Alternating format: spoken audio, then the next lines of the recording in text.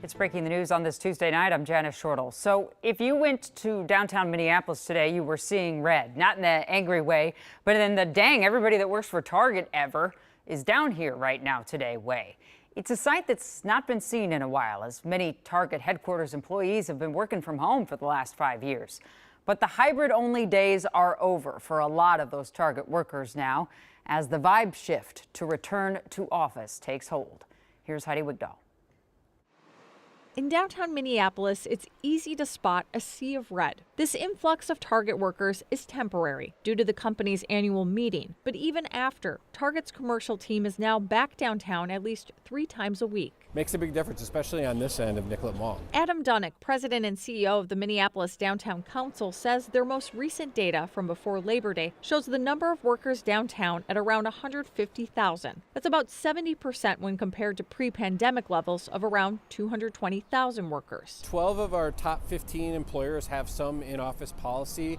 Most of them are 3 days, a few of them are 4. Unfortunately, none of them have a 5-day in-office policy, but generally there's been a significant amount of movement in the last year or two of more people being in the office, which is a good sign. There was this dynamic where if a lot of employers had flexibility in their schedule, then other employers felt like they had to also offer that flexibility, because workers could just say, oh, if you're not going to give me flexible time, I'll go somewhere else. Well, that dynamic has turned quite a bit in the last year or two, and I'd say it's partially the jobs numbers. It's also partially the federal government and more government entities having an in-office policy. We're in a very different market now. If you think about this job market, it's frozen. So people who have jobs don't want to leave, and companies are very reluctant to hire. Chris Farrell, senior economics contributor to Marketplace and Minnesota Public Radio, says from the pandemic till now, we've seen a change in the power structure. But even with employers mandating a return to the office. What is remarkable is think about before 2019. It would have been radical if a company like Target or Ameriprise said to employees, you only have to come to the office 3 days a week. You only have to come to the office 4 days a week.